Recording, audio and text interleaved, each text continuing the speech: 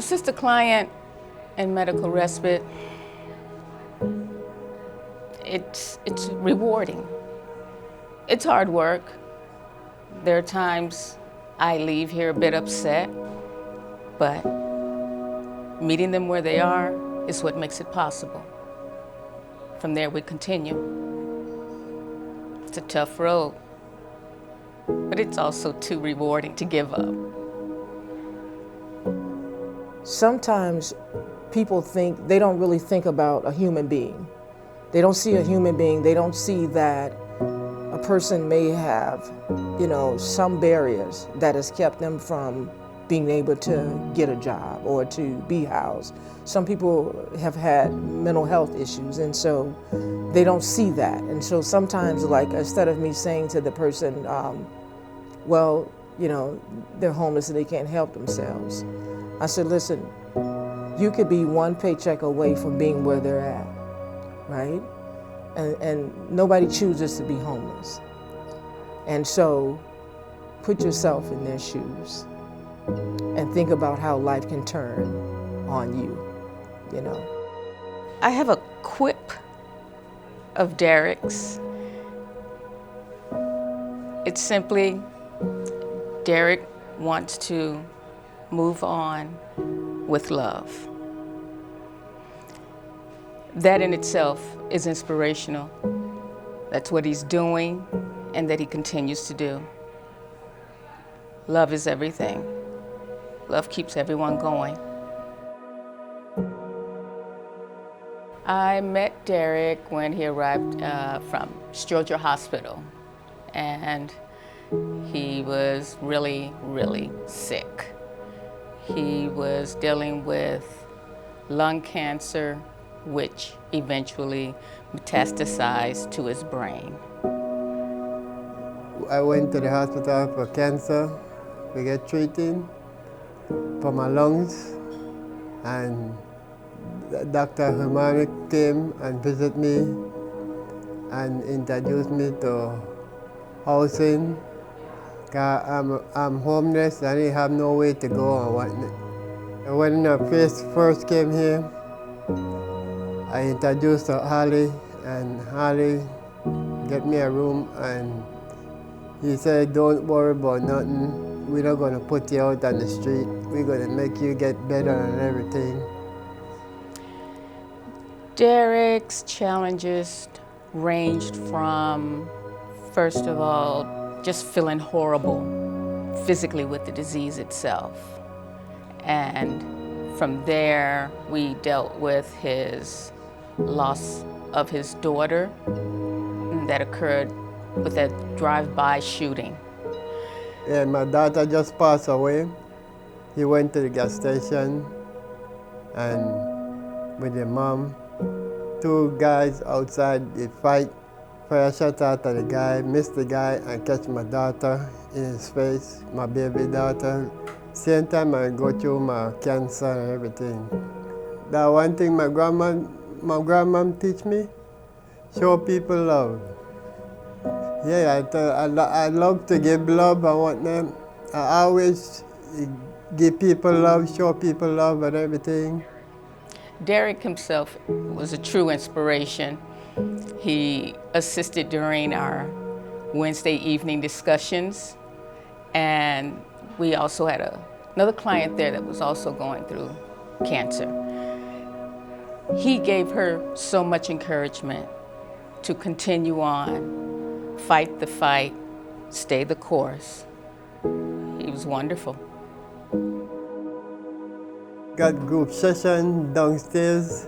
He always make me get in a circle and talk about everything we talk about.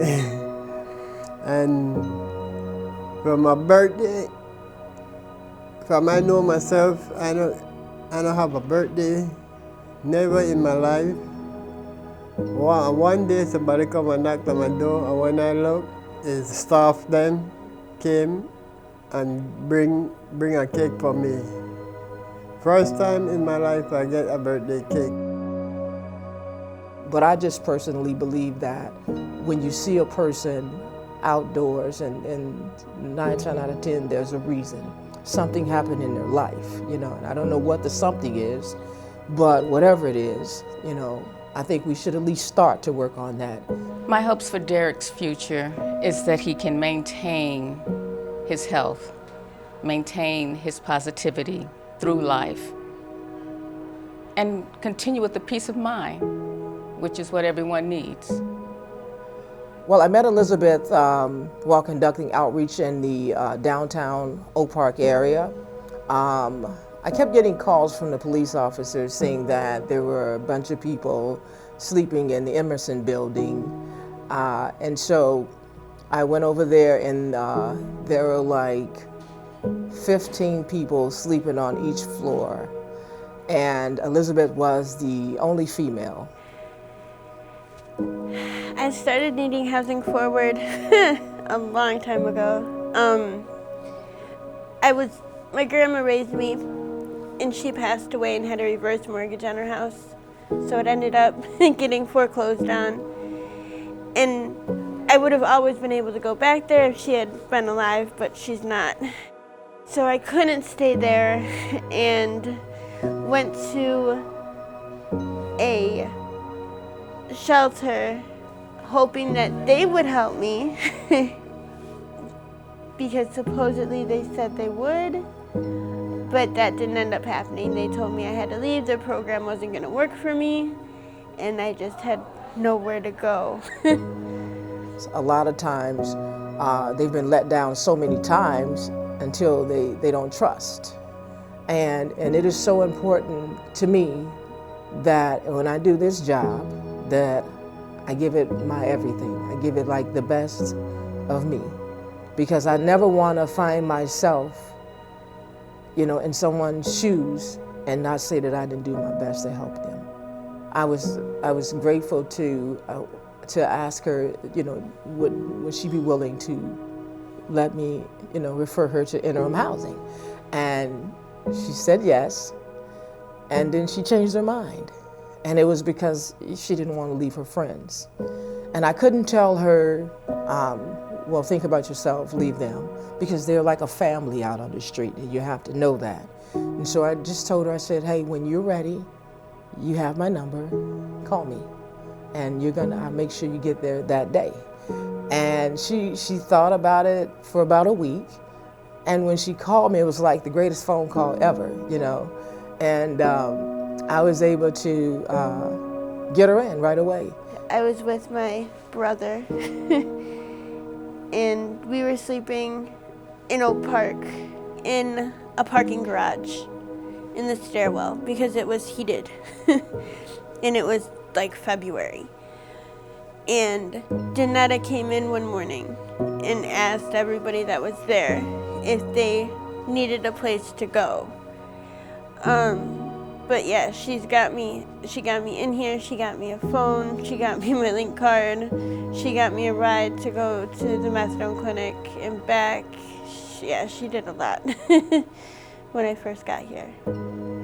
And so she started to blossom, like when I met her, I didn't know what color her eyes were because her head was down all the time, and she had on, she would have on glasses sometime, and I couldn't really see her eyes, and they popped open, and I was like, you have the biggest blue eyes I've ever seen, And she started to gain weight, and she washed her hair, and it was pretty.